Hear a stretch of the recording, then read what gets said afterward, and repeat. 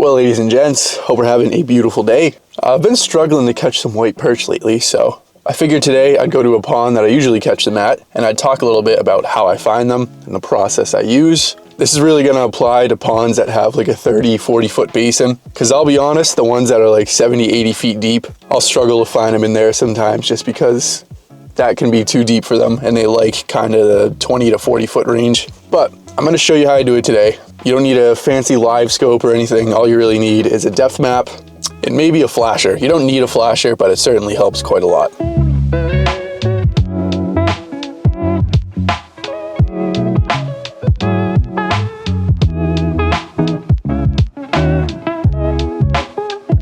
Now, the first step is gonna actually be making sure that there's white perch in the pond you're going to. Typically, you can just look that up online. If you look up whatever pond and type in fishing next to it, most of the time the pond will come up and there'll be like a species list or something. Or if you don't find that, you can just go on some like fish brain where people post their catches and just see if people are catching white perch in whatever pond you want to go to. And then after that, once you make sure there's white perch, you're gonna try and find a depth map of the pond you want to go. And then you're gonna want to find the deepest part of that pond. Typically the best depth that I find white perch sit in are 20 to 35 feet. So the deepest part of your pond is between that range, and it should be pretty easy to find them. Those really, really deep ponds and lakes, it can get tough because sometimes they won't be in the basin and they'll be on some flat and God knows where in that big lake, and then it can be tough to find them, but it's not so bad in these places. Now, when you know where the deepest part of your pond is, all you really gotta do is get to your pond and go to the deepest part.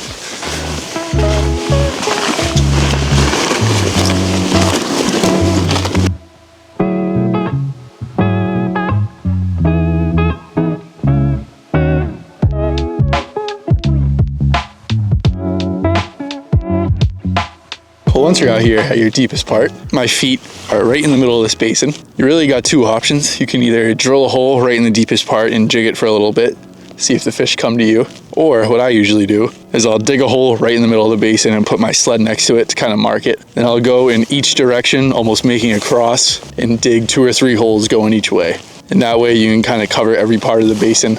And eventually you'll find the school. But the thing about white perch is they swim around a lot. The good part about having a somewhat small basin is they like to sit in the basin and trap their food down there. So if you're sitting in one spot, usually it's anywhere from like 2 to 5 minutes, you can be jigging and seeing nothing. And all of a sudden there'll be 20 fish right below you.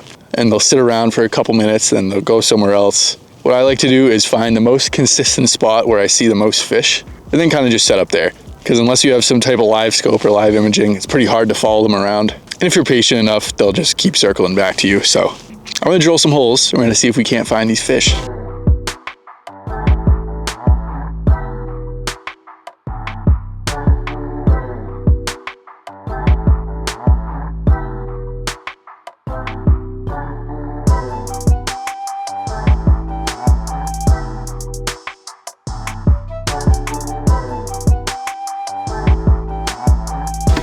Get my rod out before I start walking each hole. Lure wise, I like to use tungstens with soft plastics on them. This is honestly on the bigger end of something I'd use, but I mean anything that size or smaller really works very well. For the most part, they're just down there eating larvae, insects, crawfish, minnows, whatever they can find down there, so they're not gonna be too picky. And this is hole number 1, deepest part. It seems like there's already marks down there, so there's fish in the deepest part. We'll see what they are. There could be crappie. I know there's crappie and yellow perch in here, so this is only a 30-ish foot basin. So in a depth like this, you'd find all of those fish together, white perch, yellow perch, crappie. But what I'll do is I'll go to one hole and I'll jig for probably 2 minutes, see if I mark anything. Oh, and there's one above me. There we go. It's the first fish. It's a yellow. So yeah, like I said, you'll find pretty much every species of fish in a hole like this. You can kind of tell the difference between yellows and whites on a sonar. Yellows will come in sort of small groups, like 2 or 3, and they'll either suspend pretty high or they'll hug tight to the bottom. Whites will usually come in about 1, 2, 3 feet off the bottom, and it'll just be a huge solid block of just fish.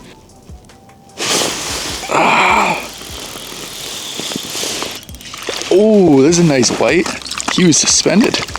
Yeah, there's a ton of them down there now. Here's that white I got. He was suspended pretty high off the bottom. Sometimes they'll do that and they'll bring the school with them. That's why it's good to have a sonar. You can kind of see where they're at. I'm gonna keep a few of these because whites are very good eating.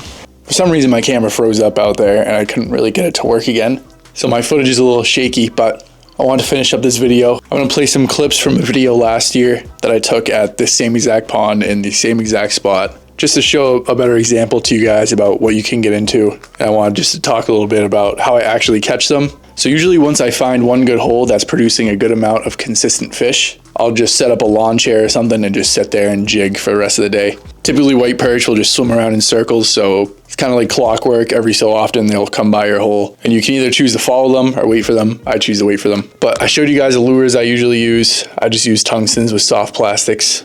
Usually white, pink, green, black are the colors I choose. Natural colors seem to work best for me. I usually just try to match whatever they're eating down there, which is larvae, minnows, crawfish, stuff like that. As far as size goes, I don't think I ever really drop anything more than an inch long down there. They don't really have huge mouths, so they don't eat anything that big. I'll catch every size class of white perch on like a 1/2 inch bait, so I just choose to do that. Now, when you have a fish coming up, if you're using a sonar or a live scope or something, I like to slowly lift up my lure, not to keep it away from them. This will kind of imitate a fish or some type of prey that's running away from the fish. That's usually what they experience down there. Usually whatever they're trying to eat doesn't just let the fish eat it. It usually tries to get away a little bit. And I just feel like lifting it slowly kind of makes it seem more natural, like it's trying to get out of the way of the fish. It also works very well as a bite indicator. That way your line is always tense if you're lifting it up. Sometimes you can't really feel the bite, but if you're lifting it up anyway, you'll either feel the weight or you'll feel the fish hit it and you'll know when to set the hook.